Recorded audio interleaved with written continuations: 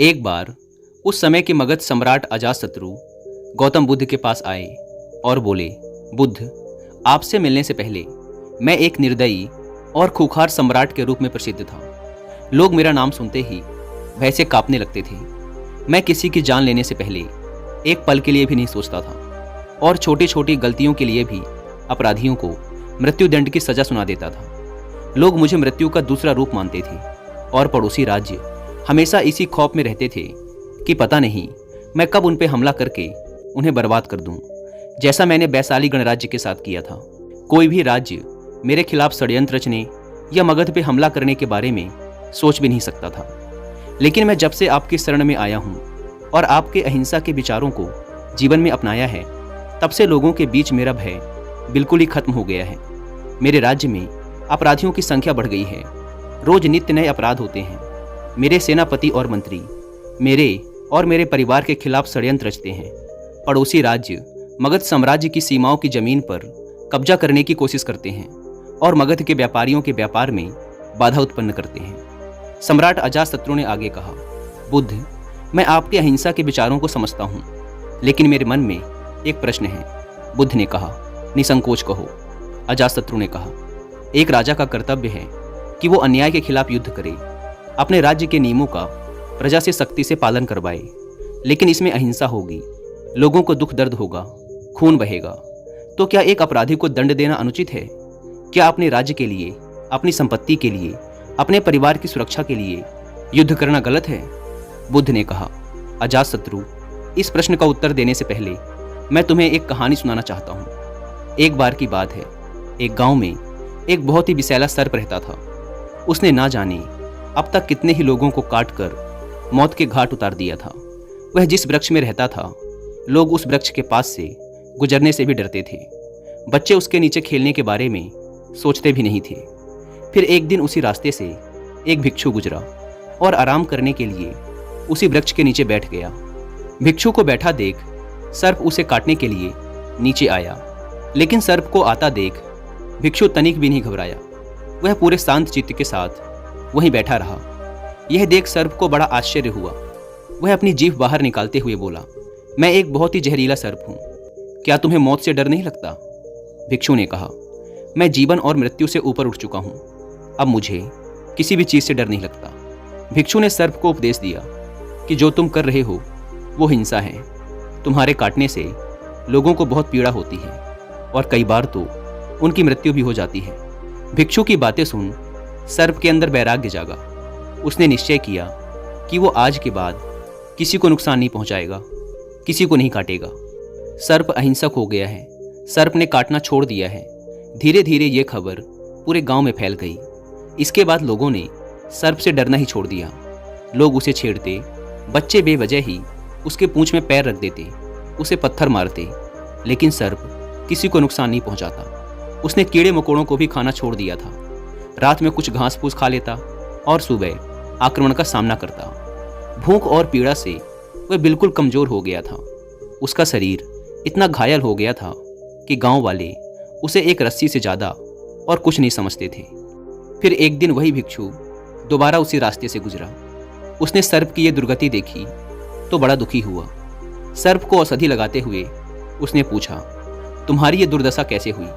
सर्प ने कहा, तुम्हारी बातें सुनने के बाद मेरे अंदर वैराग्य जागा और मैंने काटना छोड़ दिया। यह सुन भिक्षु हंसा और बोला, मैंने तुझे काटने से मना किया था, लेकिन तू अपने सर्प स्वभाव से कैसे विमुख हो गया?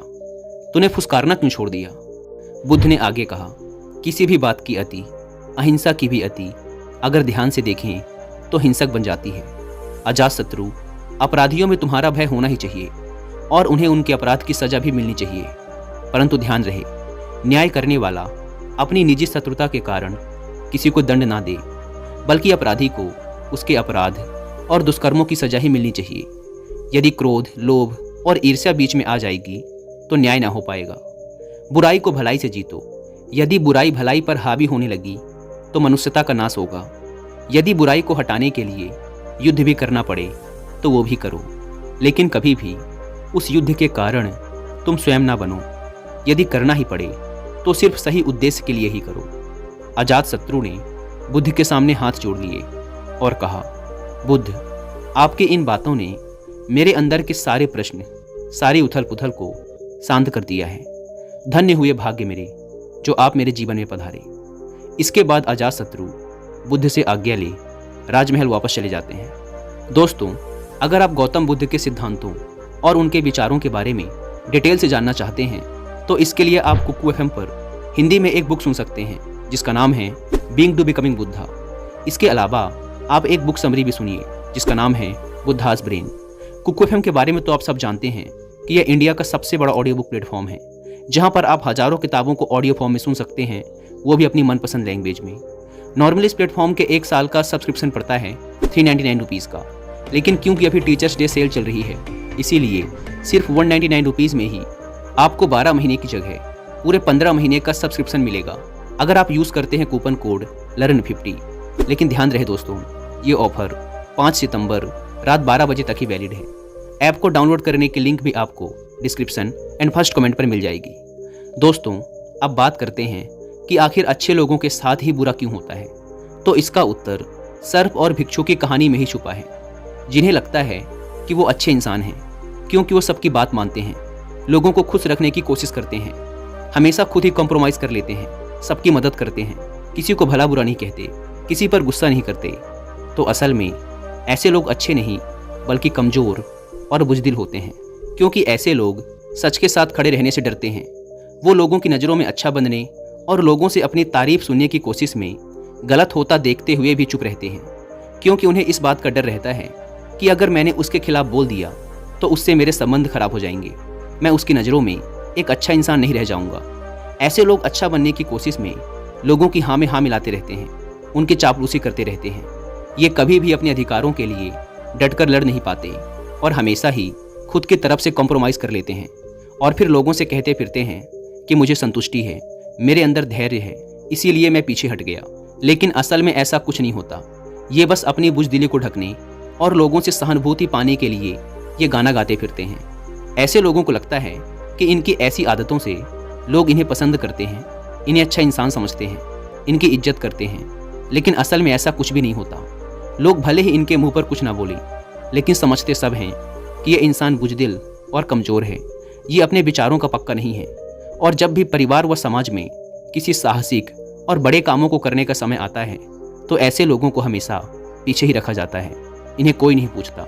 ये बस अपने आप में ही अच्छे बने फिरते हैं। तो फिर एक अच्छा इंसान है कौन? एक अच्छा इंसान वो है जो विनम्र तो है लेकिन गलत के आगे नहीं झुकता। वो कंप्रोमाइज़ भी करता है लेकिन अपने अधिकारों के लिए डटकर खड़ा भी रहता है, जिसके अंदर सच को सच और झूठ को झूठ बोलने की हिम्मत है। वो बस किसी को खुश करने और उसकी नज़रों में अच्छा बनने के लिए उसकी चापलूसी नहीं करता। उसे इस बात से फ़र्क नहीं पड़ता कि लोग उसे अच्छा कहेंगे कि खराब। उसे किसी की राय से फ़र्क नहीं पड़ता, क्योंकि वह जानता है कि वह कौन है। उसे किसी से अच्छा इंसान होने का सर्टिफिकेट नहीं चाहिए। वो बस जो सही है और ज़रूरी है वो करता है और खुश रहता है। श्रीमद् भगवद गीता में भगवान श्री कृष्ण ने अर्जुन से कहा था कि जब तक संभव हो सके तो माफ़ कर दो, लेकिन अगर सामने वाला फिर भी ना माने और तुम्हारे धैर्य को तुम्हारी कमजोरी समझ ले, फिर तुम्हें उससे लड़ने से भी पीछे नहीं हटना है।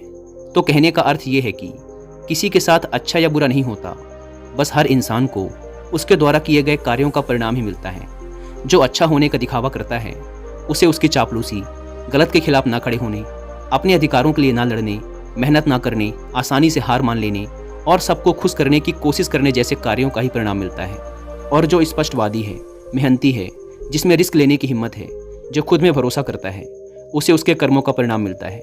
और यह जरूरी नहीं कि किसी कार्य को करना ही कर्म है, मनुष्य के विचार भी उसके कर्म ही हैं, क्योंकि विचार ही हैं जो अंततः कर्मों में परिवर्तित हो जाते हैं। तो ये जो विचार रूपी कर्म जो हमें दिखते नहीं, हमें इनका भी फल भोगना ही पड़ता है। तो ज़्यादातर लोग जो इस बात की शिकायत करते रहते हैं कि मैंने तो किसी के साथ गलत नहीं किया, फिर मेरे साथ गलत क्यों हो रहा है, तो उनके साथ गलत होने का कारण ये विचार रूपी कर्म ही हैं, जो बाहर से दिखते नहीं हैं लेकिन हमने अपने विचारों में किए होते हैं। इसीलिए इंसान को सिर्फ बाहर से ही नहीं बल्कि अंदर से, अपने विचारों से भी अच्छा होना जरूरी है।